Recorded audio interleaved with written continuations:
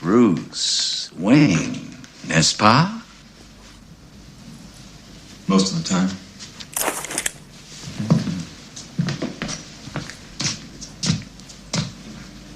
I know who you are. Let me tell you about this guy I know, Jack. Mean kid, bad seed, hurt people. I like him already. Yeah, the problem was he got sloppy. Crazy. He started to lose it. He had a head full of bad wiring, I guess. Couldn't keep it straight up here.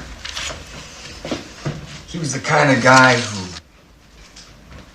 couldn't hear the train till it was 2 feet from him.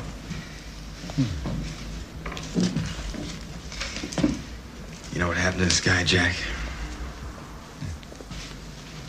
Well, made mistakes. And then he had us. Lights out! Now you want to get nuts! Come on! Let's get nuts. Tell me something, my friend.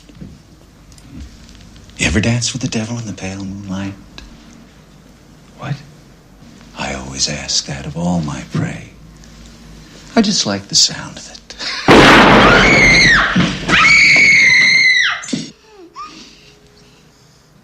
Never rub another man's rhubarb.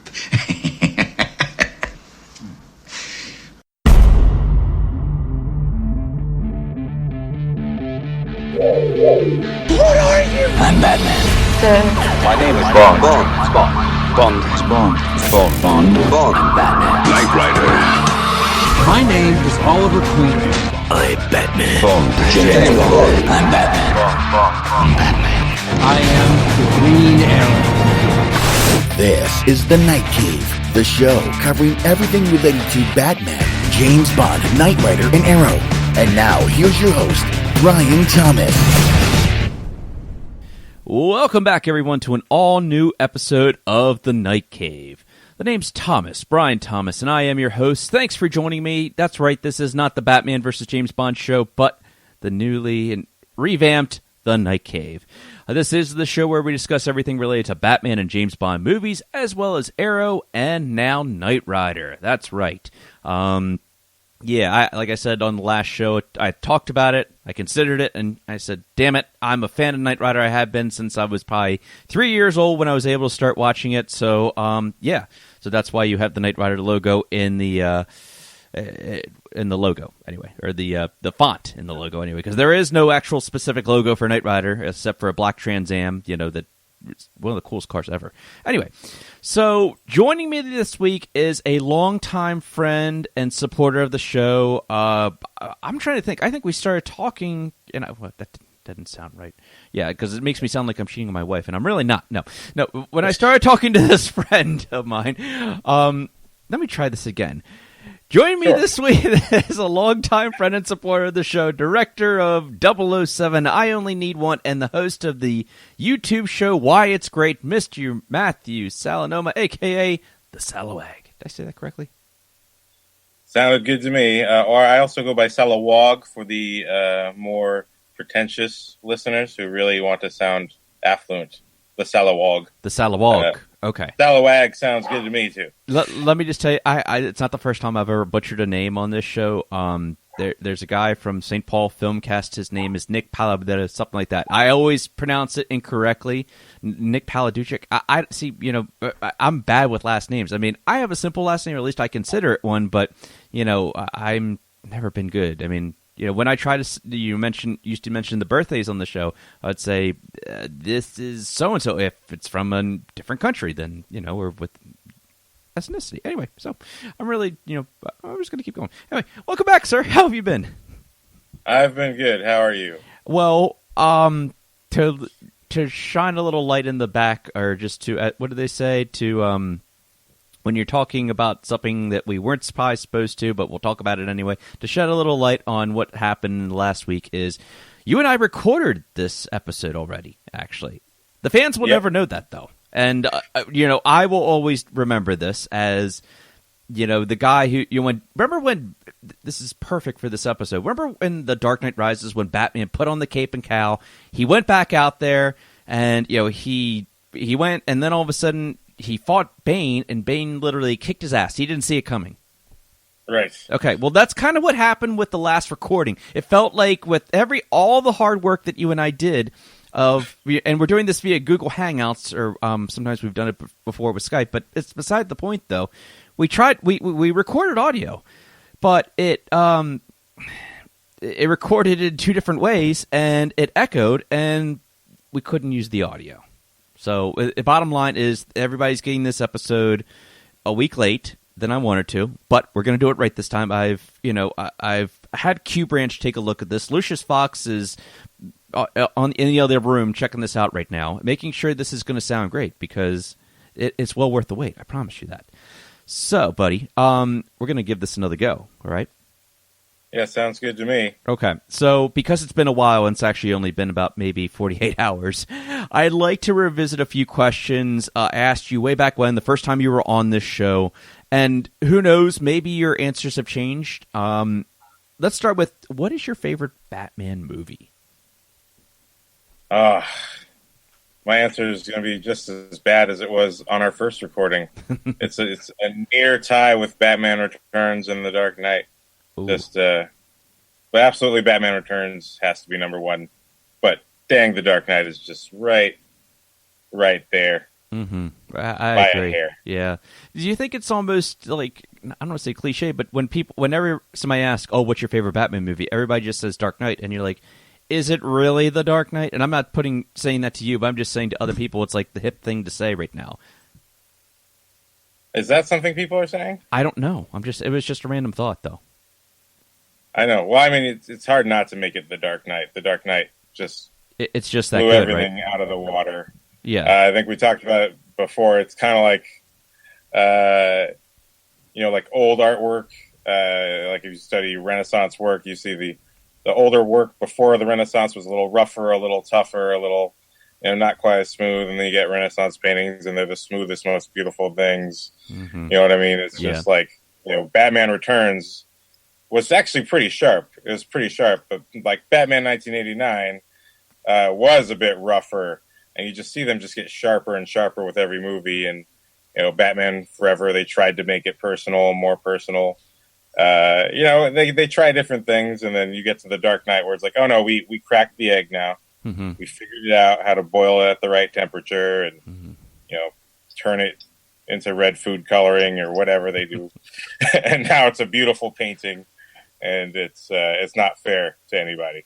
Well, damn you, Dark Knight. I was just going to say, you have to say this. You can't make an omelet without breaking a few eggs. All right. No, yeah, agreed. I think, and this goes for any movie, specifically James Bond, Batman movies, that I think when we go back and revisit these movies, whether it's, in this case, 30 years for Batman 89, or whether it's going to be even 5 years down the road, that how a movie is filmed, or the quality of it, whether it be CGI, acting, or whatever, I think that's the true definition of how a film holds up. And when we go back and review this, maybe at the time, sure, it can look great, but will it hold up? That's always the question when it comes to a movie. Or will it be the way we remembered it? Who knows? Or it's just that anticipation of it when we go see it in theaters or watch it on, was it 4K or Blu-ray? I don't even know. HD quality, Yeah, I've lost track. So it'll be 10K, and the computers will be $6,000, and that'll be the cheap clearance model. Probably, yep. And you'll have to buy it because everything's in 10K, and that's what will be as old, 40-year-olds. We'll be fossils. We'll be dinosaurs. Yeah. Right. I already got gray hair growing. It's already happening. Hey, you have more hair than I do. That's for sure. I have to wear hats more nowadays. I'm going to be pulling a Sean Connery sooner or later, wearing that awful toupee like he did in Diamonds Are Forever. Before we go into Bond, do you have a favorite Batman actor? Oh yeah. Okay. Like last time, definitely. Live action is Michael Keaton, but the best Batman, Kevin Conroy, always. Okay. Always. Good. Yeah, maybe I need to mention Kevin Conroy on here more, and maybe I need to go back and revisit some of, like, the animated movies. Anyway, I know I've talked about The Killing Joke on here. A lot of people have mixed opinions about that. I actually like The Killing Joke, at least the last 2/3 of it I really liked anyway. Maybe not the very beginning. I think that's where we can all agree, where it's like, did they really need to have that in there? No, but hey. No. Yeah, but Keaton is still... He's always going to be forever Batman. Maybe it's our generation. I don't know, but I mean, yeah, hopefully when my kids get a chance to see Batman, I can say, "Hey, this is my Batman. This is the Batman I grew up on," and it wasn't Val Kilmer. Thank God. So, do you have a favorite James Bond movie? Oh, James Bond, Moonraker for sure. Moonraker. Kind of funny about that because no, I'm not laughing at you about that. It's the fact that I was going to be recording sooner or later a anniversary edition of Moonraker, and I'm like, man, why didn't I invite him for that? But I think honestly, you could say it straight up. Everybody's going to hear this. I would say nobody's listening, but anybody who listens to this show, the 20 listeners that listen, actually, which is your poison more, Batman or James Bond? Oh, Batman for sure. All right. Sure. Okay. There is no wrong answer with that. If you said Spider-Man or Captain America, which I can see is hanging up in the back of your on your wall right now, then click away. Do you have a favorite James Bond actor? Yeah, growing up it was Pierce Brosnan. I think he will still in many ways be like the Keaton to this generation of the 90s to millennials. Brosnan was what you grew up with, and I think he still holds up. Much like Keaton, a more normal-heighted person. You're not expecting. Actually, maybe he's tall in real life, but he looks normal-heighted in these movies, and he just looks a little bit more relatable. But then when I finally, I did get some James Bond education when I made my little short film. I only need one. I did watch, I think, most of the Bond movies. Mm-hmm. And when it got to the point of the Timothy Dalton movies, I was really impressed with that guy, actually. I was like, he looks more superheroic as like the archetypal knight, like the show, The Night Cave. He looks like the hero fighting for his queen and country. Mm-hmm. But also he had just a rawness, like an emotional rawness that, in License to Kill, when he is challenged with his friends almost dying, he rises to the occasion, and this is a personal mission, and he takes it in a way that was nice to see. So Dalton, I think, definitely high points there. Yeah, I think it's something about these two characters, and whomever the actor might be, and we'll just say for right now, Michael Keaton and Pierce Brosnan, when it comes to Batman and James Bond, that they are obviously not the biggest, strongest ever, but they're guys. But with the characters themselves, you can relate to them. That's why I love these characters so much. And no, I'm not off drinking martinis in Jamaica right now. No, I'm not, scaling buildings with my tumbler right now. But you know what? It's still a cool idea to think, hey, you know what? If I ever want to grow up, which I probably never will, just like James Bond, then, it's you can relate to these characters. I think that's what I'm trying to go with.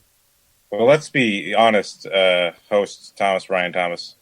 Let's be honest. The reason you're not scaling walls with your tumbler is because of the gas prices. Let's just be real about that. Gas is terrible right now. Yes. And your tumbler is a guzzler. It's a guzzler. And you got to think about that. That's true. What example you're setting with the tumbler, sir? Clearly, you need the sleeker Tim Burton turbine-based Batmobile. Oh, we will be talking about that Batmobile, the AKA Chevy, the unofficial Chevy Batmobile. Right. Yeah. And let me ask you this: are you an Arrow fan, and are you a Knight Rider fan? Now that I've added this to the show.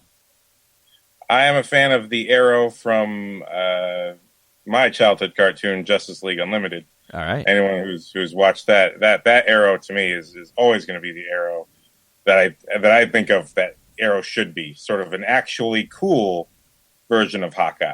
You know what I mean? Mm-hmm. No offense to Hawkeye. I love the MCU, and the actor's great, but he didn't become cool till the last movie. And then I was like, oh, right on.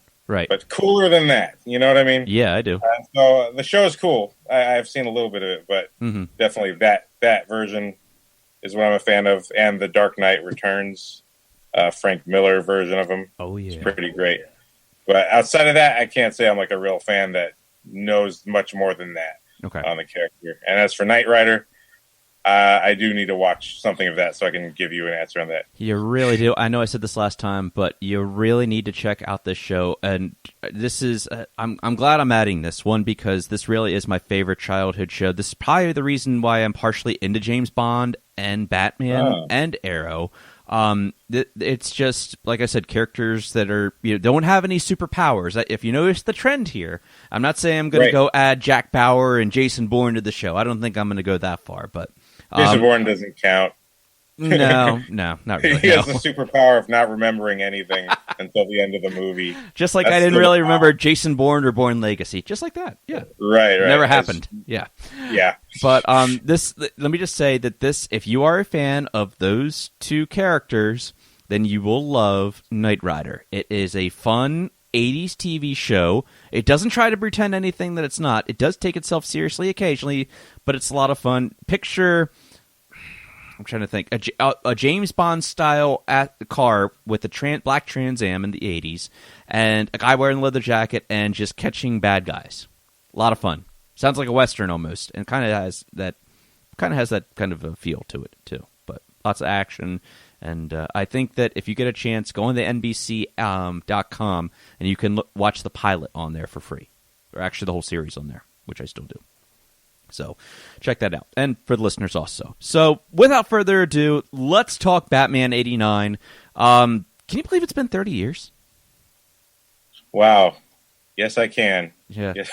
I mean, when did you have... Look, I didn't ask you this before, but did you see it in theaters? Or how did you watch it the first time?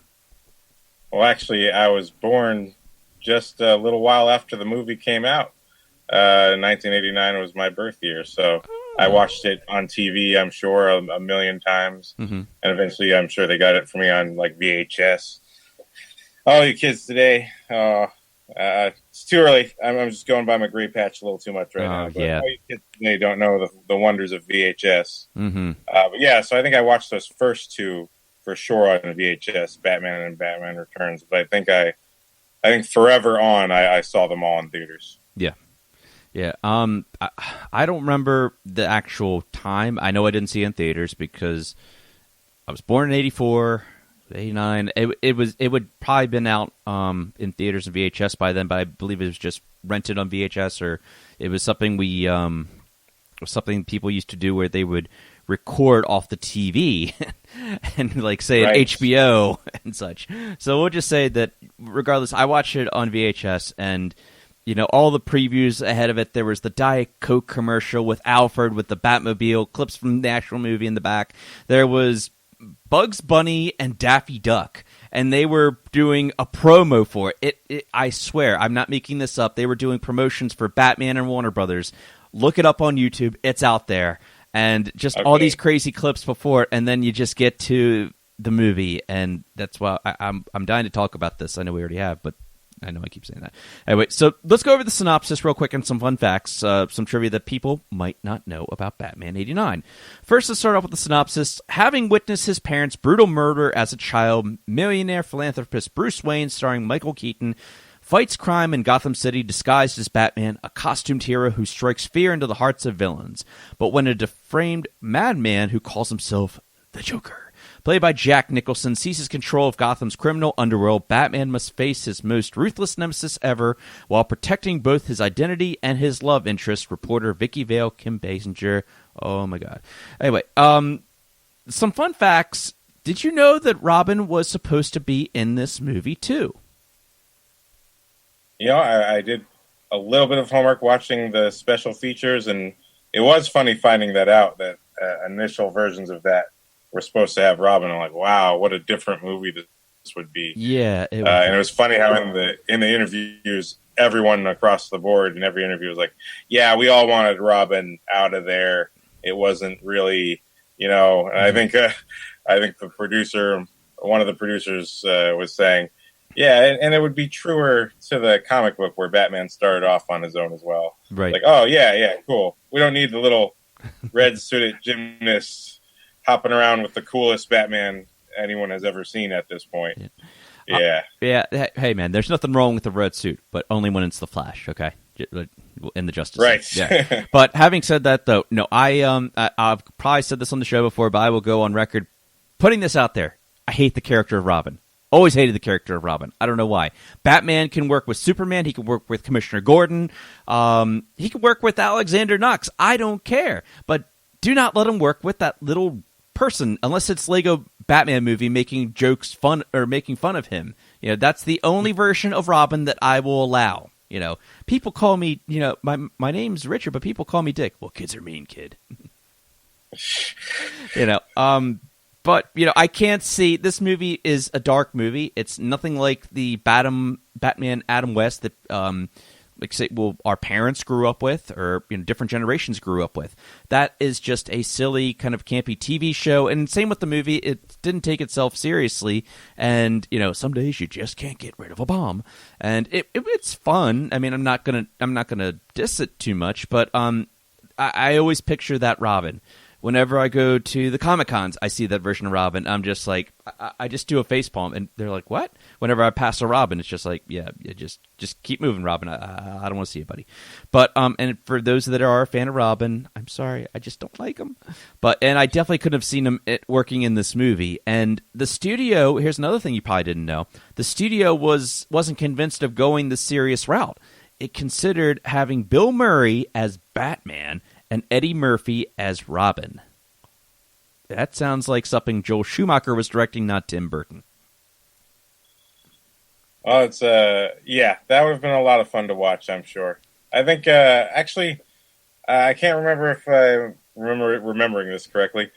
I think in the interviews they were talking about making a serious movie with them, but I think still it was people who were making like Ghostbusters and things like that.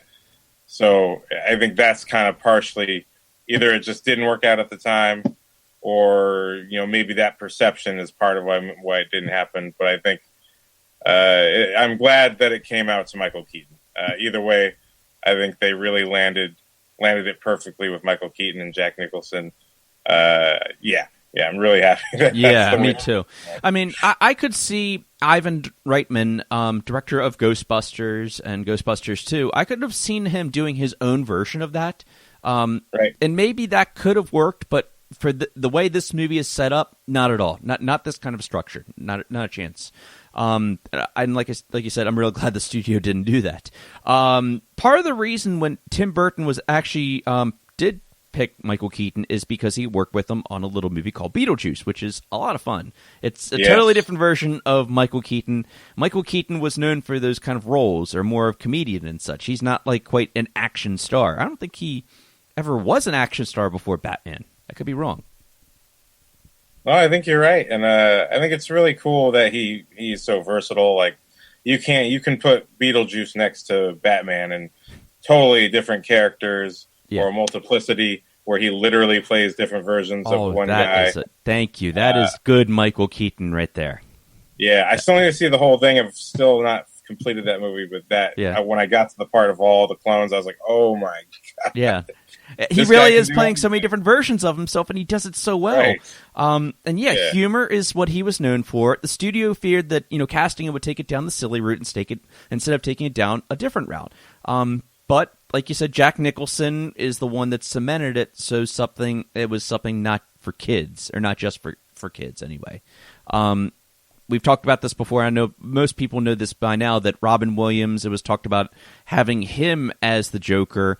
And what it all boils down to is that the studio was going to have Robin Williams, but then it got into they wanted Jack Nicholson, and then they gave Robin Williams the boot. And then Robin Williams never wanted to work with the studio ever again, but eventually he did. I think it was probably at least until Insomnia, which was directed by another Batman director, Christopher Nolan. Yeah. And, I love that. Yeah. Actually, I've never seen all of Insomnia, but if it's got Robin Williams, I'll definitely give it a chance. And Christopher Nolan working together, definitely. And throw in Al Pacino. Now, Al Pacino would have made a great Al Pacino, I don't know why I'm saying this, but he would have made a great villain in a Burton Batman film. Or maybe I'm thinking too much Dick Tracy there. Definitely. Al Pacino, why isn't he already in the MCU as somebody doing either terrible or good things? I could have seen him, back in his day, back after making Godfather. At that time, they could have made a great Batman flick, maybe with him as Batman, because he has that seriousness, that and that quietness. That even when he's quiet, he's kind of terrifying. Yeah. So that would have been cool. Scarface meets Batman, directed by Brian De Palma. Ooh. There you go. Oh, Brian De Palma Batman. Now I'm going to be dreaming about that after this podcast. Only the greatest movie never made. I know I watched it recently, and I still, it's what, a 3-hour movie, and I can still get through it and still enjoy every moment of it. I really do. It's so dark, though. But a couple other fun facts about this is the trailer. Now, we're going back to 1989, where a time where YouTube and the internet didn't even exist. And the trailer was in so much demand that people were calling movie theaters to see if it was being shown, to see if, and they would just go see the trailer, but they wouldn't go and watch the movie, which I find really funny. And they were even going to the extreme of stealing posters from bus stops and train stations. And I know I've gone into a movie theater many times saying, man, I wish I could have had that poster, but I could never go through with stealing it. But that it's something about that Batman '89 logo just on that poster, and you know what? I don't go say stealing is permitted, but if you could get away with it, that's a pretty good poster to get. No, I agree. Batman did teach me not to steal, but Adam West, I have right? to make an exception right there. I'm like, no, Batman, you don't understand. Yeah, I need it. Yes, like oxygen. Mm-hmm. Yep. So another fun fact here is that Batman, most people probably think it was filmed at Warner Brothers Studios. No, it was not. It was filmed at Pinewood Studios, which actually is the James Bond studio. Well, it has a 007 soundstage, but it's usually where majority of the James Bond films are made. And it is filmed in London. Batman at the time was the biggest budget movie at the time to be shot there, with a budget of $35 million. That sounds like, probably actually doesn't sound like a lot right now for a movie anyway. But part of the, and at that same year that Batman '89 came out, License to Kill with the actor we just spoke about, Timothy Dalton, was released. Actually, almost back to back. Wow. Yeah. Oh, that is a coincidence. Yes, it is. So, in other words, Michael Keaton and Jack said, "Hey, Timothy, get the hell out of your own studio. We're going to be making a big budget movie here. Right. You're going to the Keys. Dang. You're going to go film a movie with Wayne Newton instead." I think that worked out for everybody. I think it did too. Yeah. Well, artistically, creatively, every way. Yeah. I mean, I know if I had a choice between Batman '89 and License to Kill, it would obviously be Batman '89, but License to Kill is an underrated James Bond movie. Absolutely. Like, not enough people talk about it. You hear about all the Brosnans and all the Sean Connerys, but dang, not enough love for those two Dalton movie pictures, Mm-hmm. Yeah. Living Daylight, so much fun right off the bat. That opening sequence was great too. Definitely. All right, let's talk about opening sequences. And I don't want to, Monday morning quarterback or just break down every single scene of this movie, but let's talk about the opening of Batman '89. I mean, could you think of a better intro to a Batman movie? Just saying, hey, guess what? This isn't the Batman that you guys remember of certain comics or TV shows. This is going to be Warner Brothers logo. Then it goes into dark, bluish, kind of a gray in a sense, and then we're going to take you on what you didn't know at the time was a little. How would you call it? Just going through the bat symbol, just a little camera going through the bat symbol. What'd you say? Yeah, maze. It's like a labyrinth. Yeah. Yeah. A little like labyrinth or a maze, just that that really creepy. It's like you're going through his mind, this really dark space where there's not much there except for this dark feeling. That was really great.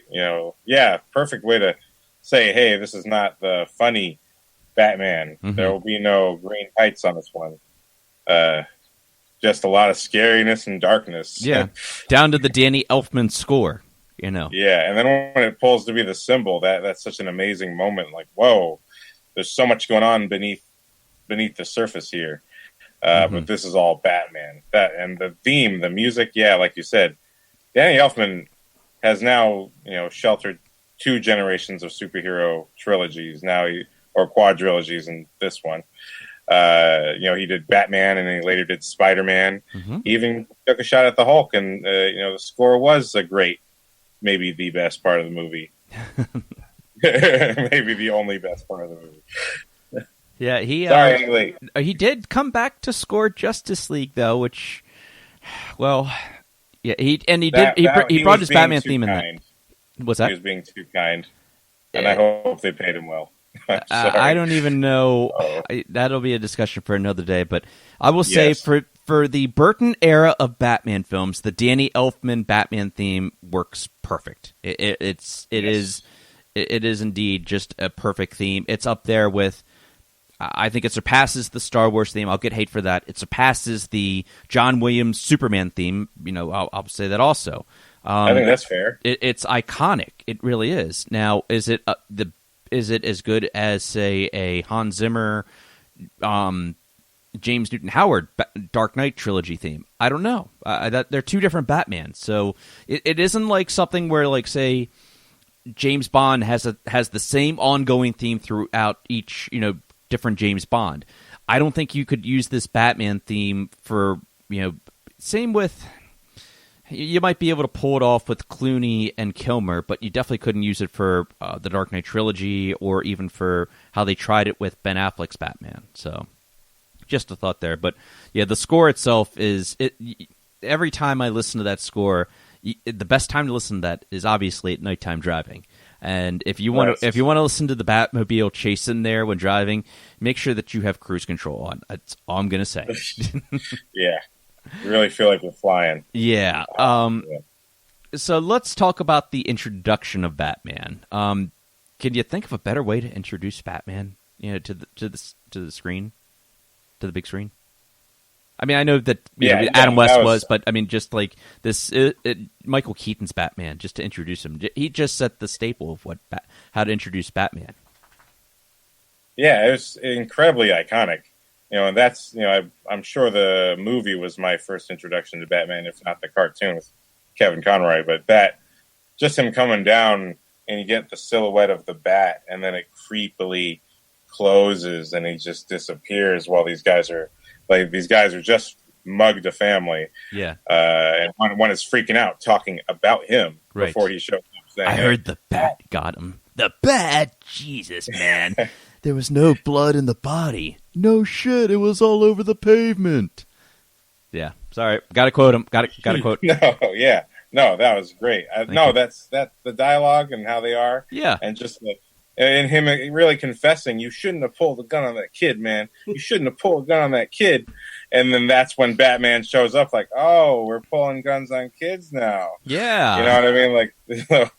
Like, so creepy when they shoot him and he falls down like a man.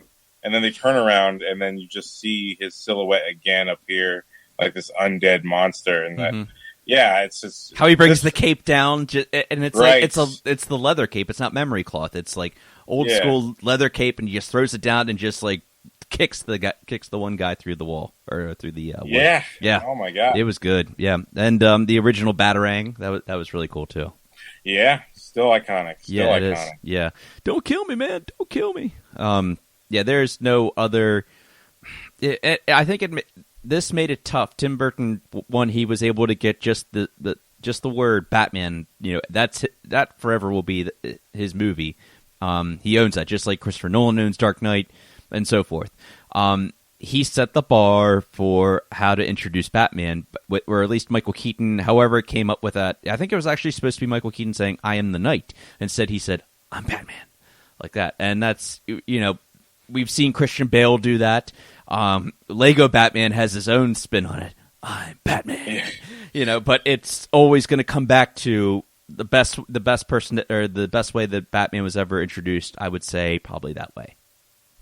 Yes, yeah, 100%. Yeah.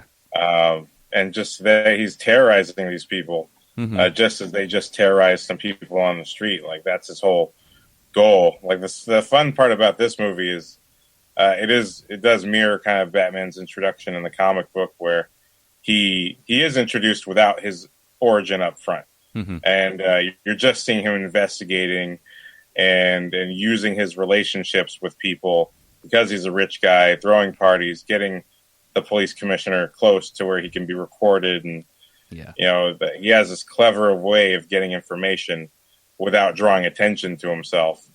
And this, we're just presented to Batman in a way that he doesn't want you to know who he is. And so you don't.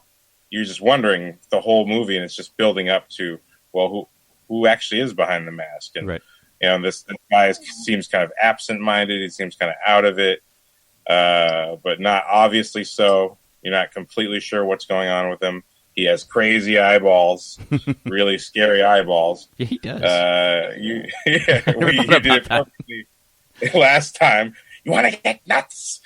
Let's get nuts. And his eyes are so gnarly in that scene. So this point of view is such a great way to come at bringing Batman onto the big screen. And then you get the total opposite with Batman Begins, where you show it from Batman's point of view.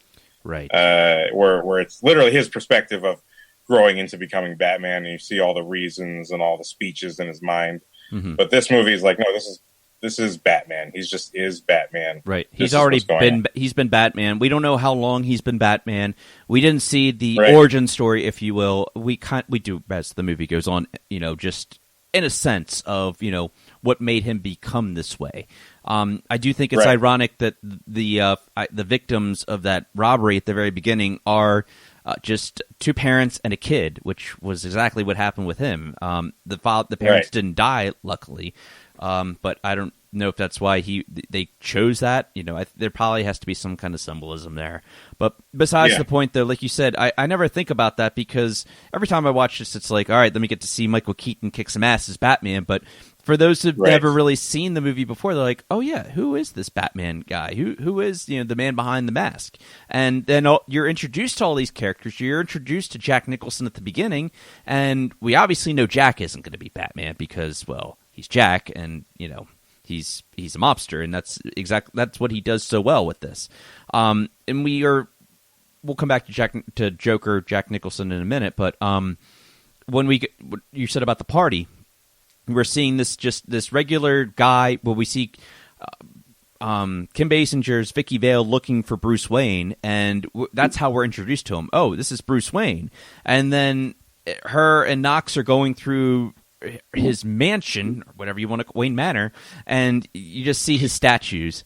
And just, where he got all these statues, it's like, this guy is who is this guy? Why would he have King of the Wicker people here and, in his whatever room, in his statue room?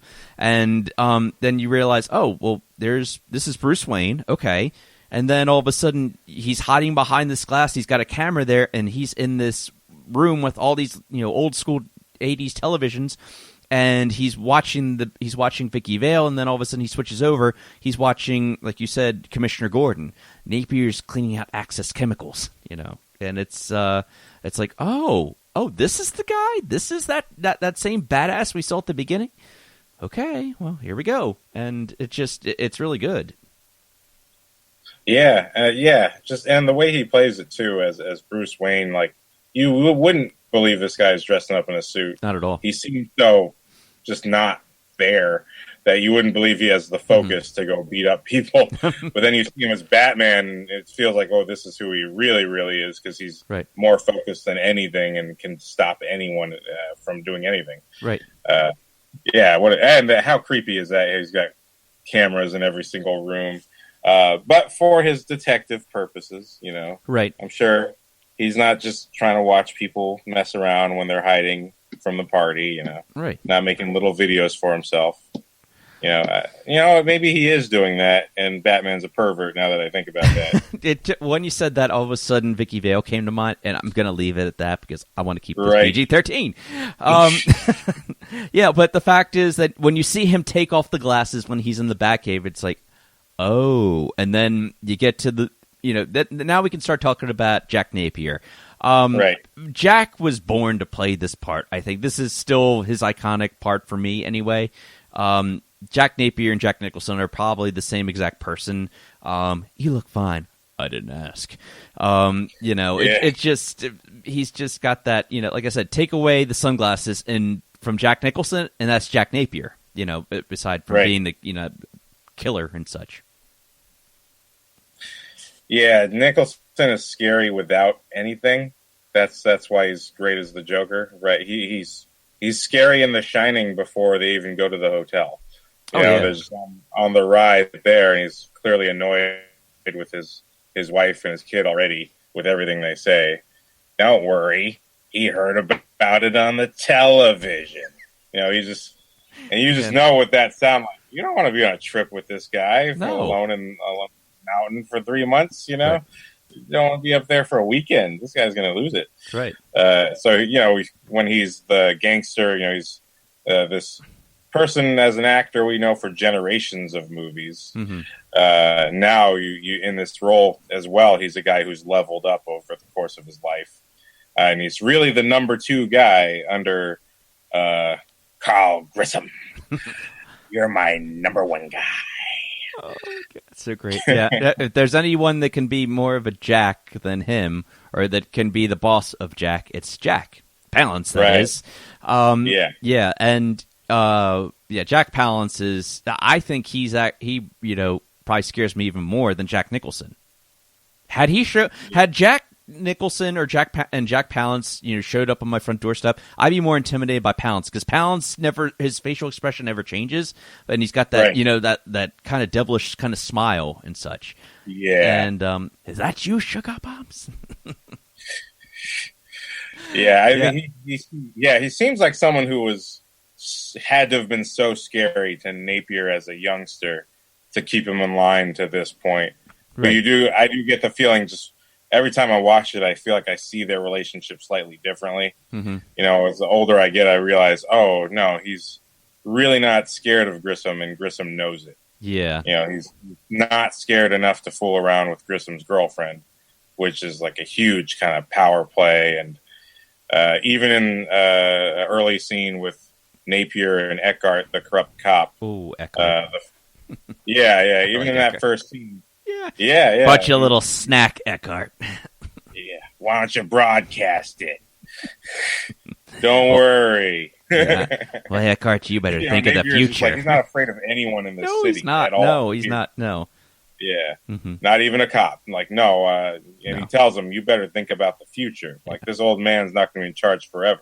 Mm-hmm. Which tells you either A, Napier is going to wait it out and wait for this guy to die, or B, hell no, he's not going to wait it out. He's just waiting for the right moment to kill him. But in a way that nobody knows it was him that did it. Right. So he can just immediately become the number 1 guy. Yeah. Yeah. It's something about like Jack. No, so I have to differentiate the Jacks here. Jack Napier he's not afraid of anything. This guy is not afraid of anything, but a guy in excess chemicals that shows up. Jesus, Batman. Batman really knocks the socks off, to put it mildly. The scene in Access Chemicals, we've been ratted out here, boys. Watch it. That's still Jack being cool. And then by the time he meets Batman, things have changed a little bit, because Batman's not huge, but he's still he's still Batman. He picks him up like he's nothing. And Jack's not a little guy. No, and it's that scene again. Those first 2 scenes with Batman popping up he's so scary, and you see him just how Batman creeps into the scene by appearing out of the shadows. Where you like, whoa, where were you? Yep. That's literally his ninja training, and you see him taking out guys. And we talked about last time Batman does kill people. Yeah. We talk about Batman killing people in this movie, but he actually spares a lot of criminals in the movie. Mm-hmm. It's like he only kills the people who are definitely killing people. All the thugs who are just running around and haven't shot any cops yet, he just catches them, puts one on a zip line, and hangs them over a chemical, but not in a way that people couldn't get to him. Mm-hmm. He's a thoughtful little ninja. Right. But it's just when Napier kills Eckhart. Batman was just trying to scare him before when he picked him up, but it's not until after Napier kills Eckhart that he goes after him again, right, and knocks the gun out of his hand and accidentally throws him over, and then realizes, oh wait, I'm not supposed to kill you, and tries to save him. Yeah, he blocked the bullet, and I'm always trying to determine if when the bullet went off the gauntlet, did it bounce in? Right. Did it actually shoot Jack's face, or did it just hit him just enough? No, I think it totally sliced his face. I think it cut through his mouth, probably. Is that what it was? Okay. Yeah, because I should know this, but it gets me every time because, like you said, I learn something from the movie every time I see it. I could say, okay, well, Batman killed Jack Napier, or he just wasn't able to. He accidentally dropped him, or did he really drop him? Yeah, I mean, I think it's pretty clear. Like once that bullet ricocheted, because they do try to hide it because this is still technically a kids' movie, but you just see a bit of skin pop off of his mouth behind his hand. Ugh. And then he covers his mouth and goes, ah! Yeah. And that's right. It's because he gets shot in the face by his own bullet. Right. So, I mean, Batman was just blocking himself. He didn't, shoot him with a grapnel gun. Right. Batflick would have done that. Shot him right in the face with the Batman has come a long way. Yes, he has. He grew a couple feet, got really mad. For argument's sake, we'll just say that Batman isn't able to rescue Jack Napier. Yes? No? Maybe so? Oh. I said, we'll just say that regardless that Jack Napier... I'll change this. Jack Napier fell into Axis Chemicals and might have had a little bit of help. Right, yeah. Just a leathery-handed help. Yeah. So I always say now that we're in 2019, sorry. And at the end of this year, we have a movie called Joker coming out. Now, whenever somebody says, well, there's an origin story of the Joker, I always say, yeah, there's already a movie of that, and it's unofficially called Batman 89, because this movie is, the main star, the one who got paid the most on this, his name at the front of the titles is Jack Nicholson, even before the director, because he's Jack Nicholson, rightfully so. Even bigger than Burton. But you do see a backstory of the Joker, how the Joker became the Joker, and to me, that's how I'd always thought of the Joker until I saw The Dark Knight. Now, I think we've talked about this before, but I would almost say that this movie could have been titled Joker Origins, unofficially. Well, it is a fun Joker origin, in all honesty. Yeah. But I think Batman is the correct title because, Tim Burton in the commentary and other interviews talks about the reason why Batman's presented the way he's presented is because of Burton's own feeling and philosophy about Batman, that Batman dresses up in black and a cape and is a ninja who disappears into the dark for a reason because he doesn't want to be seen. And when we see him, he's just witnessing the crimes of these people and trying to stop it. So I think he wanted to come at this with, Burton had talked about there being previous versions of the script where Batman did have speeches and say why he was doing everything. And Burton was like, no, that's not really who Batman is. The reason he's hiding behind a mask and all this stuff is because he's a hidden type of guy who likes to do his duty. And he's sort of more like the Mad Max character, who is the hero who appears out of nowhere to stop the awful crime from happening, and he really gets to witness the stories of these other people. Yeah, but he is the hero of the story who conquers the villain at the end. Mm-hmm. But I think it is definitely a Joker origin movie, as that's the through line that we get to where we actually get to see the story. Yeah, but I like Napier's origin. I think that's a totally valid. I do Joker too. origin. Yeah, as one who never really read the comics for this, I'm sure I read a comic or two of Batman, but I never really, not dissing on comics. I never just got into comics. I always, I was always watch the same movies over and over again, and that's where I, got my knowledge from. I would say, or just how I was, Jack Nicholson was always my Joker. Batman, Michael Keaton was always my Batman, and how those stories were presented is how I always thought the origin stories were. And I guess I had never thought about at the time, oh, well, there's different iterations of this. So it's not always going to be Jack Napier that killed Batman's parents. It could have been Joe Chill. It could have been whomever. For this movie, I think it worked. There's going to be one little thing I'll mention at the very end of this, and just remind me, it's about what happened at the very end with the Joker. But yeah, everything about how they did the backstory of the Joker, I guess it was necessary. How he shows up to Carl Grissom, and you're introduced to him as the Joker, and that it's like, okay, well, yeah, this it was well done, it really was. I was going somewhere else with that, but yeah, I lost my train of thought. I'm sorry. No, it's hard not to. It's like one awesome thing about this movie leads to another awesome thing about the movie.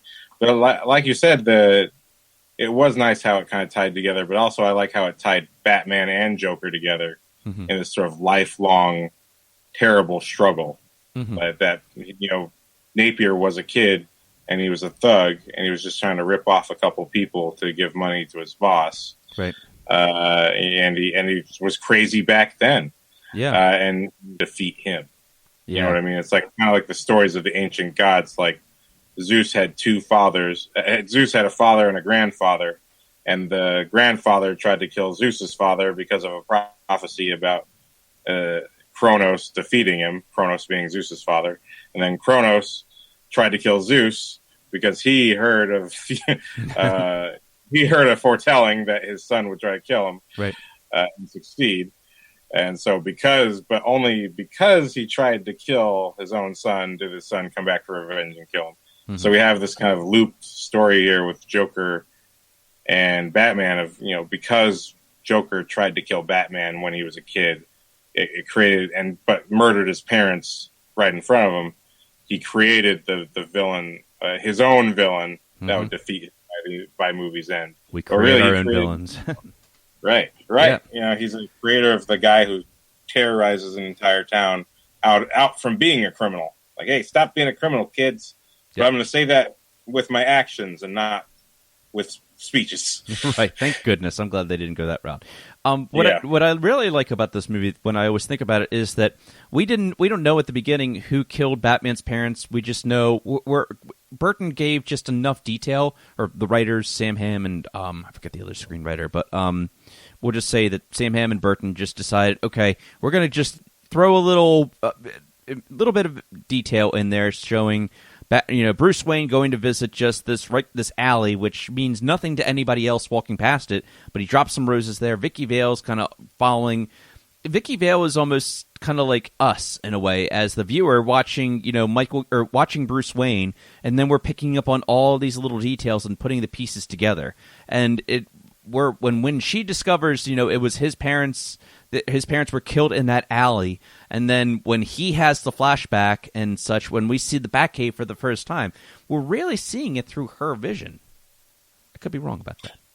No, yeah, I think that's a fun angle on this too. It gives her something legitimate to do. That she, like you said, she's the audience getting to be the investigator into, well, why is this Batman so dark and moody and not talking to anybody? Like, oh, that happened to his parents? Oh, my God. And that's a revelation, I'm sure. Yeah. Not having seen the show from the 60s, I don't know if they ever touched on his actual origins, but it's definitely, to have that little investigation is also makes a through line of how this is the character who's famous for being the world's greatest detective.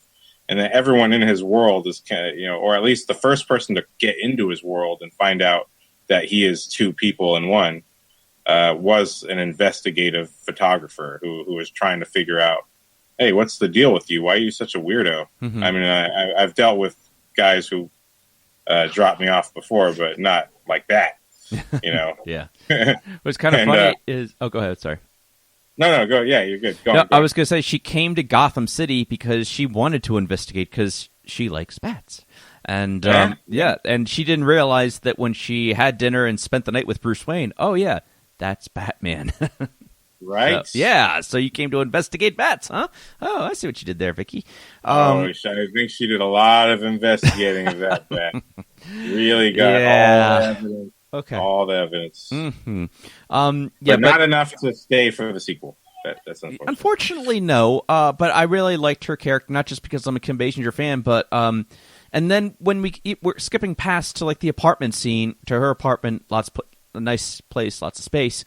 He goes to like tell her, he's actually going to tell the truth to her. I mean, he hasn't known her that long, but he's going to say, Vicky, what I'm trying to tell you is, I'm doorbell, and he's like, I'm Batman.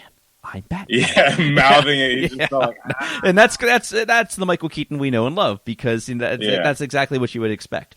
But it's just that he was going to let her tell her secret, but at the same time he got mad at Alfred for letting her into the Batcave. Big no, Alfred. Right. Despite Michael Gough being such a sweet elderly man, big no letting anybody else in the Batcave, even if it is Vicky Vale. Right. Well, it's funny, though, because when she shows up to the party at the beginning of the movie, Bruce Wayne's party, Alfred is the first one to see her, and he looks at her, and not in a pervy way, but in that kind of parent way, like a way a parent looks at a kid who's of, the right age, and like that look, like, this one, good for my kid. I can kind of tell off the bat. This one would be great for my kid, and then they can have cute babies and a successful life and take care of me when I'm in diapers. You know what I mean? I think I totally saw all of that in his face. Like, yeah, that's for my Brucey. Yeah. And so that's his mission. He has his own mission. It's not an investigation, but it's hey, Bruce, don't dump this one. Do me proud, boy. Yeah. Come on. I left my girl from my preview show, my origin story television show. I left her so that I could make sure you had a girlfriend, because I promised. Dad, and even Alfred was his wingman at dinner at their house, and there was young Master Bruce. And that in his version of Alfred, it was done so well. Like he was like the parent figure in a way, but he was also like the grandfather figure in a way too. Right. I would say. I think you got it. Yeah, I think you uncovered Alfred's secret identity. He's wingman. Wingman Alfred. Nobody knows. Yeah. He's wingman. He's the reason Bruce even gets it on with anybody. He checks him out first and says, "Bruce, come on now. You don't have to fight crime tonight. Miss Vale is quite striking, Master Bruce. Yes. Yeah, this one's really, really like, if I was not your butler right now, I would get over there, Bruce. Bruce, stop looking at bats, Bruce." Yep. But this also just brings me to another idea: is that there is a love triangle in here if you really think about this, and it's not with Alfred; it's with Joker, Vicky Vale, and Bruce Wayne / Batman. They all like the same girl, or both of those two guys like the same girl. Right. About to get a new girl, that's how Bobby. You know it's a blockbuster movie. We do need a movie of Bruce Wayne having a love triangle with Alfred and another woman. Now I want to see that show. Yeah, and that would be a pretty good sitcom right there. Right. How would I say, the chemistry that Jack Nicholson and Kim Basinger has, I think, works better than it does with Michael Keaton and Kim Basinger. And I'm not saying that they don't have any. I'm just saying that it's just, maybe it's because it's Jack, but Kim Basinger plays so well off of him. Right. Especially the museum scene, which is still a great scene. Dark, when he kills all the people with gas, but it's still so good. He's like, you can remove that now. Ooh, lovely. With the mask, and he's just trying to wine and dine her, and he's just a guy just trying to meet a girl, and his girl has some plastic surgery issues, and he's moving on to somebody else, which kind of rude when she's there, but yeah, and then you have the classic Batman entrance. You almost want Jim Carrey to do a commentary on there saying, "Your entrance was good, his was better." Yeah. Or they should just insert it. They should George Lucas this and insert it into a new cut, Batman the extended cut, and it's only that one moment. Yeah. Your entrance was good, his was better. Yes.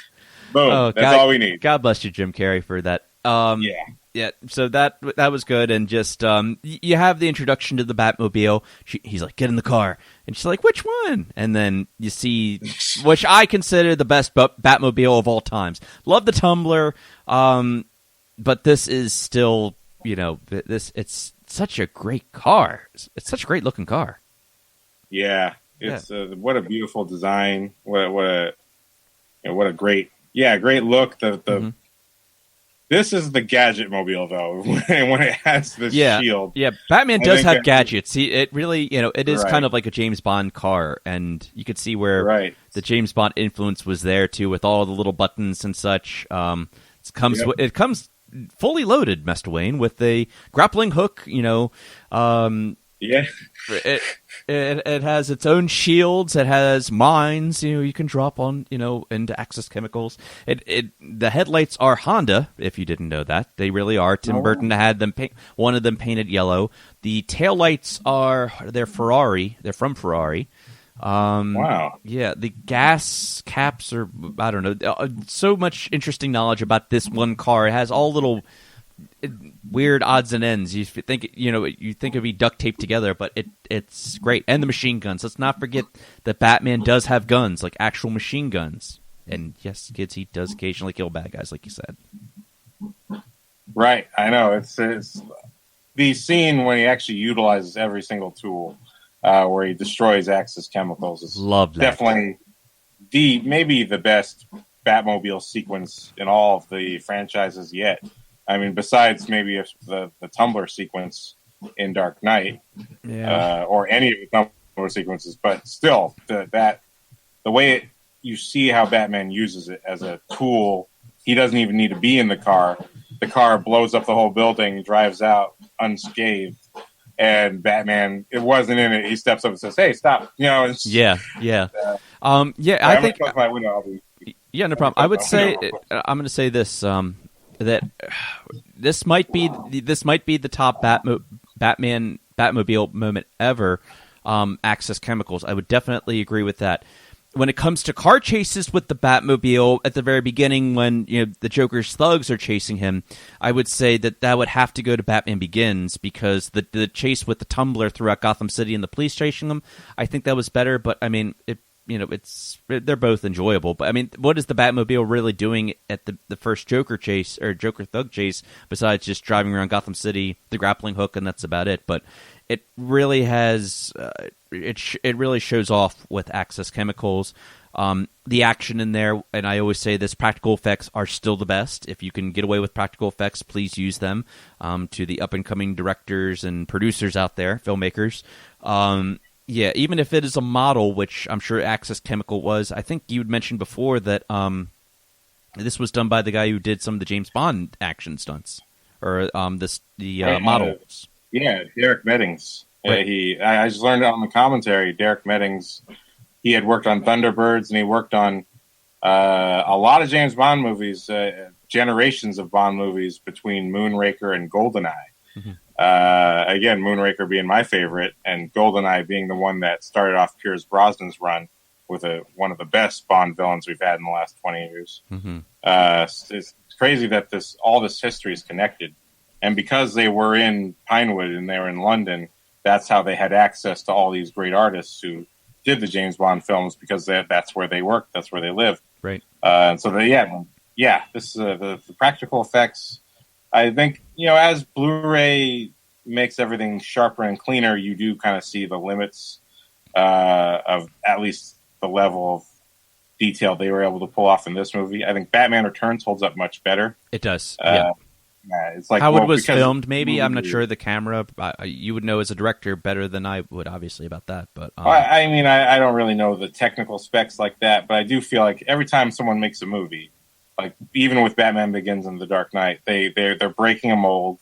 They're trying to make something new, and you're kind of roughing out how it happens. Mm-hmm. I think they figured out, just much like with Batman and Batman Returns, in Batman and Batman Begins, they had even though it was a crisp, beautiful movie, they used visual effects a little bit differently, and they maybe too much, and so they went hardcore practical on Dark Knight and really kept it to the city.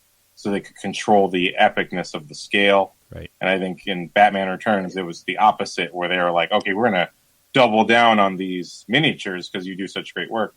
But I do think, camera technology evolves every movie, every year, new lenses and stuff. And I think they had a different cinematographer as well who had a different approach to it. And so that can help too. And of course, Burton, this was his first big movie. He says himself, this was his first big budget movie. $35 million was a lot at the time. It was a huge amount at the time. And so, that everything you learned about how to make it look good on the first one just goes into the next one. Right. That's why you get to the third movie, you just know what you're doing at that point. Yeah. Batman Forever and Dark Knight Rises were the better looking of the movies, but at that point you can think whatever you want about the story. I was gonna say it always comes down to the story too. I mean, visually, Right. that does obviously make a difference. But if it came a choice between Batman and Batman Returns, I would say visually, Batman Returns wins every single time. The Batmobile looks sharper because I don't know what they did differently to it, but maybe it's the cinematography, like you said. The Batsuit was different in there. I still like this Batsuit, but I think the Batman Returns Batsuit was better. But it doesn't. I would say that it won't take away from how much I love Batman '89, because I still think out of the two, Batman '89 is my favorite between Batman and Batman Returns. It's I don't know. There's so many different things. No, it's not just because of Kim Basinger. It's Jack Nicholson. It's the story overall. I don't know. Let's go more into what am I talking about? Oh yeah, we have to mention the Batwing. How cool was that Batwing? He stole my balloons. Why didn't somebody tell me he had one of those things? Bob Gunn. Humor. You know what? Forget the Batwing. Let's talk about humor in this movie. You have to have. I know. Burton. If anybody's ever seen a Tim Burton film, whether it be Beetlejuice, Edward Scissorhands, somehow they let him direct Dumbo. I can't imagine. Actually, that had some Batman actors in it. Yeah. Danny DeVito was in there, and I believe was Keaton in? Yeah, Michael Keaton was in that. Oh, really? I want to see it, just because I haven't seen the original Dumbo, but just because it looked really good, I want to see it. Burton's getting his CG world down now, where I feel like it all looks good. Tim Burton. I love all his movies, but some of his movies, when he got into the CG, it just didn't work for me. Yeah, Tim Burton has that visual style, or just has that. You can tell it's a Tim Burton movie, and you could. Right. I would say this was the most commercialized of his, probably of his career. This was one that didn't quite feel completely like a Tim Burton, but it still had that dark aspect to it. Batman Returns feels way darker, and it definitely is darker. This one has more commercial appeal. I think that's what I'm trying to say with this. But when it comes down to his humor, it definitely has. This one works more compared to Batman Forever, and I hate comparing the two movies, but dark humor, black comedy, definitely in this movie. When it comes, we shouldn't be laughing at when he says Bob Gunn and then just blows his right hand man away, but. I still get a kick out of it every time I watch it. I'm like, this is so bad. And he has what's the thing that he holds when he's shaking the guy's hand and he fries him? Right, the electric buzzer. It's something you could find in a magic shop anyway. Usually it shocks you, but instead this really shocks him and burns him up. We'll have a hot time in the old town tonight, and it just we shouldn't be laughing at that if we're considered normal, but you know what? I laugh at it every time.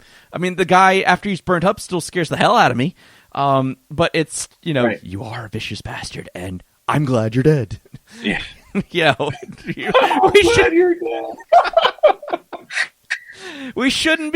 we not be laughing at that? I have no idea, but I know that, I do laugh at that. I laugh at when the Joker spits out the fake teeth with the blood coming out of it. It's sick, but it's funny. The guy falling down, the biggest thug at the end in the chapel fight, the bigger black guy that that's kicking Batman's ass. How he falls down, I'm like, hey, that's really really funny. We shouldn't be laughing at that, but it's still funny. But that's the style of this movie. So, is it right? Is it perfect for little kids? No. I would introduce them to the Lego Batman movie first, and then work my way up with that, I think. But yeah, everything about this, and I don't think we talked about this so much, is, and I want to watch our time too, but when you actually see Batman square off with the Joker, because that only happens once in this movie. I could be wrong. Yeah. Well, technically twice, but physically once. Yeah. Yeah. No, it's cool. I didn't notice how many times they actually do interact in the movie, which I think, to your point, makes it a better Batman movie. In terms of better movie, I think Batman Returns is a superior film in terms of production and just how good of a story it tells with Danny DeVito's character, where that really is Penguin Begins. But this one, just for the hero facing off against the villain, they face off right in the beginning of the movie when with the Joker's origin getting thrown into the acid, and then they see each other again at the press conference where. Why did Grissom give you control of his company? Is it because you did time? Is it you're close because you did time together as children? Jesus. Talk about the humor is just such great dialogue. Yeah, it was. They do face off so many different times where he sees him there and he has this quality in his face he recognizes him. You're dead. This is not right. Yeah. And I felt bad for killing you or letting you die. But not really. And then they communicate over the TV. Where he's literally talking to him like, Batman, if you want to challenge me, come see me at the parade. Yep. And he's saying, I'm going to give all these people all this money, but Batman knows that what he's really saying is I'm going to kill all of these people while giving them all this money. He probably did give them all the money, but he came there to kill them all. And they interact so much that Batman doesn't need to respond. Joker's waiting for the response being Batman coming at him, expecting maybe the Batmobile, and instead he comes out with a Batwing that perfectly suited for picking up air balloons and all that stuff. That's the great thing about all the gadgets and the humor as well. Yep. Yeah, the claw exactly for this function. Exactly. For snapping balloons at the right height so they fly away from people. What I can't get over is how the Batwing, it shoots up all the bad guys after he gets rid of the balloons, okay? He's coming down to take on the Joker. He shoots at all the balloons, and he even has his Luke Skywalker X-Wing kind of vision sight on there. Right. The super sight. Batman styled, though. Yes, of course, yes. That wasn't a Star Wars reference at all. Right. But, if you think about how the hell did he miss the Joker? Did he do it on purpose? No. Or is the Joker just that lucky? Because Jack was not going anywhere. He just stood there. That's how big a set of cojones that the Joker had. Well, the reason Batman has to dress up as a bat is because even his missiles are terrified of the Joker, or they just won't. The X is on the Joker, the target's on the Joker, but the missile's no, but he says scary things. Yes, he does. Yeah. Totally afraid of him. Every single bullet and every single missile just cannot touch the Joker, even when he's standing still. Yes. Because that smile is it's the one smile you don't want to see. Hey, I'm Jack Nicholson, and I'm smiling at you with my eyes, too. And I'm holding a 4-foot revolver in my pants. Right. And I'm not just talking about my gun. Another great joke. Joker had all the best jokes. When he's doing the commercial, and new and improved Joker products. Not an actor. Wow. Thank you for telling me that's not an actor. That's horrible. Yeah. He's really tied up and shaking help me. Oh my God. He's been using brand X. Yeah, exactly.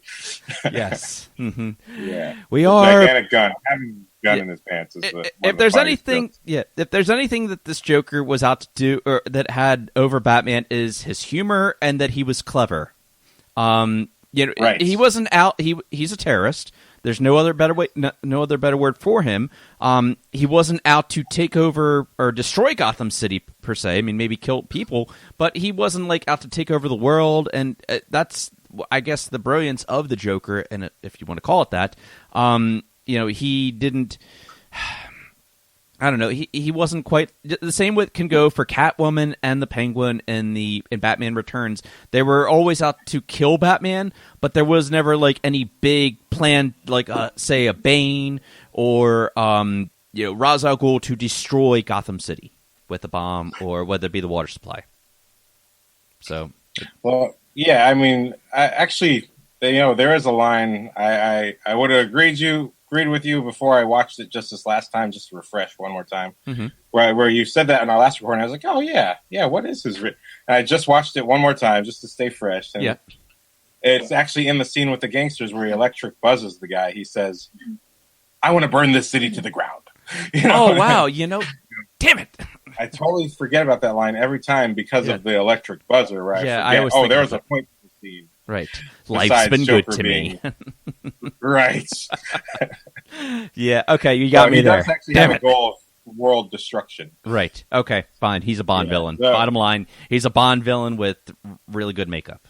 Okay. You need a Bond villain for a Bond hero to rise. That's right.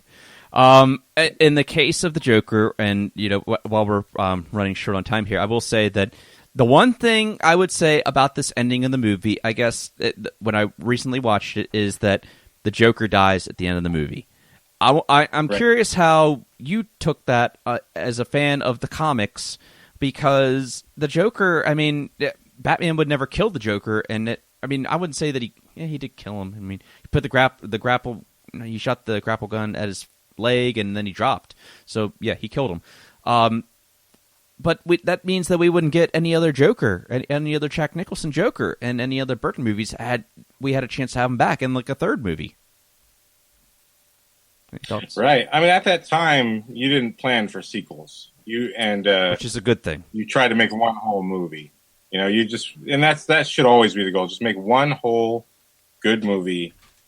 Don't assume that it's going to be a big success and that you can do a sequel. Right. You want to do one complete story. As you can see with movies like Matrix Reloaded or Pirates of the Caribbean 2, where they try to do this massive overarching thing, but because it's not a contained story, it just feels like this half movie that you watched. Yeah. And, at the time, the philosophy is make one good meal the audience is going to eat up.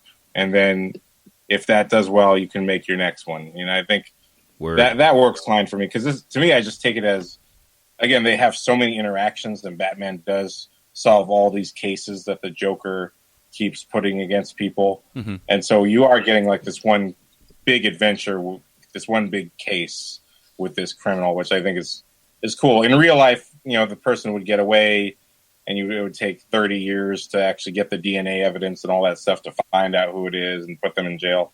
But in the movie, you're just trying to tell this is the one case in total. Yeah. And at the time. Now you save the Joker so that hopefully he can be in the sequel. And then, unfortunately, other things happen. Unfortunately. Yeah. And I think that was kind of what worked out with The Dark Knight, in a sense, is that when we saw him dropping from the building, oh, yeah, he's going to die like he did in Batman 89. No, he didn't. Right. Which I think kind of, like I said, worked out pretty well, giving him, had what happened to Heath Ledger not happened anyway.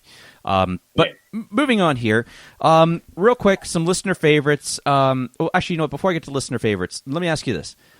Does the movie hold up? Yes or no? Yes-ish. Yes-ish. Not. I know you're making the Batman. You're thinking Batman Returns in the back of your head, and you're like, it's not Batman Returns. That's okay. But overall, I think for the most part it does hold up. It's hard to just say yes to that because a lot of it is dated. I think the technology is dated. Yeah. Some of the miniature shots are kind of dated. Mm-hmm. It's really the technology part because the performances are really solid. The relationships are solid.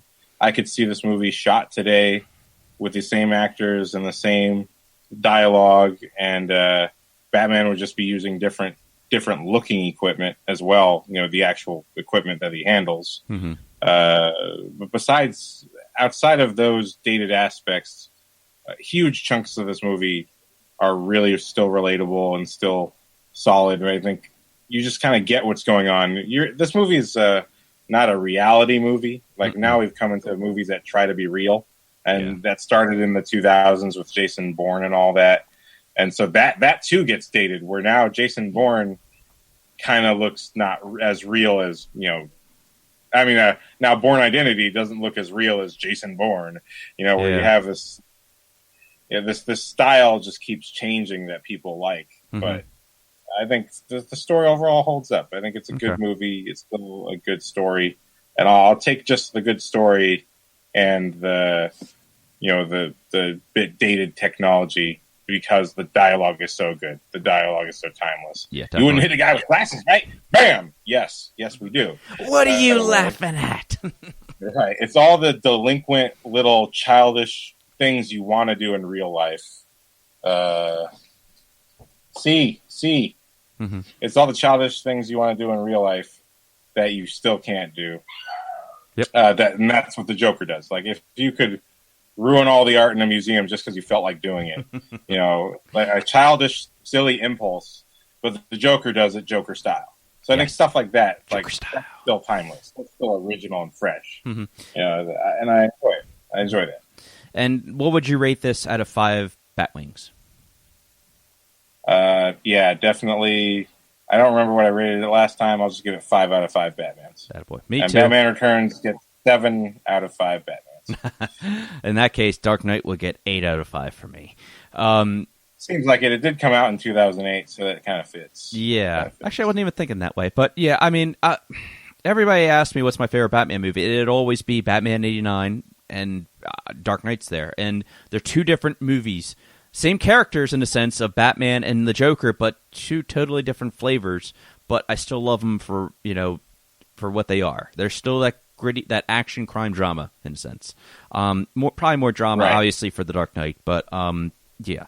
So some listener favorite, and yes, I would say overall, minus the special effects and certain things, I would say it does hold up. Or at least to me, it holds up. I guess because it has a special place in my childhood memory. Anyway, and so does Kim Basinger. Anywho, favorite listener moments, real quick. Obviously, the bat signal at the very end. He gave us a signal, and Batman's just looking up at his own signal. Gotta love that. Definitely iconic moment there. When Batman is in that's from actually I don't know who that listener is. That's actually one of mine. I'm sorry, I should know that. Chris Fowler online on Facebook said that one of his favorite moments is some people say the same thing about you when Vicky Vale was in the Batcave with Batman. He's what do you say? He's insane. He's a lunatic or something like that. When people really don't realize that Batman's trying to be the hero, but we don't know. He's not quite a Joker. Also, listener 007 Christian Evangelista said that I still love the living room, dining room, arsenal moment. And, of course, do you want to get nuts? Let's get nuts. You got to love that. Let's see. Beto Corleone said, this town needs an enema. And you got to love that. You got to love that, see. Yes. Kudos to you, sir. Let's see. Ronnie Casol said the Batwing moonshot. Yes, because only Batman can fly up after getting rid of balloons that were trying to kill the citizens of Gotham and create his own bat signal. And it looked great on the soundtrack album cover, too. Only Batman can do that. That's I think those last 2 quotes get a 5 out of 5 bat symbols for me. Yes. That was yeah.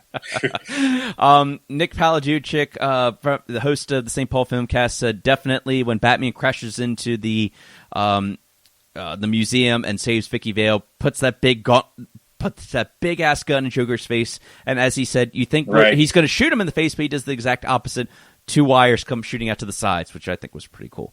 Epic. Yeah, still epic. It really is epic, and I think that even to this day, there's still Easter eggs from other directors, as Christopher Nolan, as Zack Snyder. Just paying respect to what Tim Burton did with this Batman film. It might not be Burton's favorite Batman film, but it still has so many iconic moments that we will all remember. So. Yes, and that definitely being one of them. It still gets me, and I think even that grapple gag, I still believe that amount of weight is what you need to carry a person or 2 people across an entire room. There's a believableness to as goofy as it is, it's still kind of believable. I believe that device can carry you, not those little tiny right. What do you call it? Flossing Batman Forever and Batman and Robin. I love those movies still. Yeah. But, great comedies. It's kind of like loving a goofy James Bond movie. Like, whoa, that one is in the 70s. Yeah. It's kind of like the GoldenEye belt buckle. Somehow it just does it. We have to suspend disbelief, right? So, right. That wraps it up for this episode of The Night Cave. I think I've kept you here long enough. Thank you so much for coming back on the show. And unofficially, this is like your third or fourth time now that we've recorded this episode twice. But I promise you that this one did work out. And when listeners are listening to this right now, they're like, what the heck is he talking about? I'm just making a joke, guys, But as always, you're always welcome back on the show, and always love talking Batman and James Bond with you. Where can people find you on social media if you want them to find you? Hey, are you going to be like Michael? Oh, you're welcome. I was going to say, are you going to pull Michael Keaton? Are you going to be like a Michael Keaton and kind of like do you really not people know who you are? Are you going to have those fancy dinner parties and I can't even describe what he's doing right now. He's making his own bat ears right now. Yeah. Wow. But hey, thank you for saying all that. It's always a pleasure to be on. It's fun to chat with you about all the news. And I'm so glad you're back, by the way. It's Thank cool. you. It's great. Love the Night Cave as the name, as the new handle. I think it's the correct handle. And it does include Knight Rider. I did not think about that part for the longest time. I finally good job. There are a few knights in there. Yeah, there are. So that being said, if you do want to hear more of me yapping about stuff, you can find me on Instagram. Follow hashtag the Salawags Why It's Great or hashtag Salawag Clip of the Week. All lowercase, no spaces or anything like that. You can follow the hashtags because that's where all the tidbits and trivia and just me rambling goes. And if you want to see my show, Why It's Great, that was mentioned before, you can find that at youtube.com/thesalawag. I have about 16 episodes and planning to make more, hopefully, by the end of this year.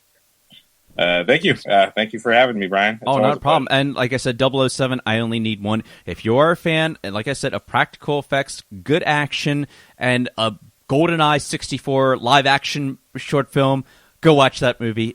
007, I only need one. A lot of fun, really is. Thank you again. The biggest thing I always make sure that everybody subscribes on iTunes. I am back on iTunes and I am on Spreaker. That's how you can listen to this episode or these shows. You can also listen to the audio version on YouTube. The biggest thing I always ask is that you share the show with your friends. Let them know that there is a show about Batman, James Bond, Arrow, and Knight Rider. No, I will not be doing Jason Bourne, and no, I will not be doing Jack Bauer. No, I'm not going to be doing those guys on here. Follow me on all the various social media networks, Twitter, Facebook, and Instagram at The Night Cave. Like James Bond, I will return. Until next time, I'm Brian Thomas. Thanks for listening, and have a great week, everyone. Bye-bye.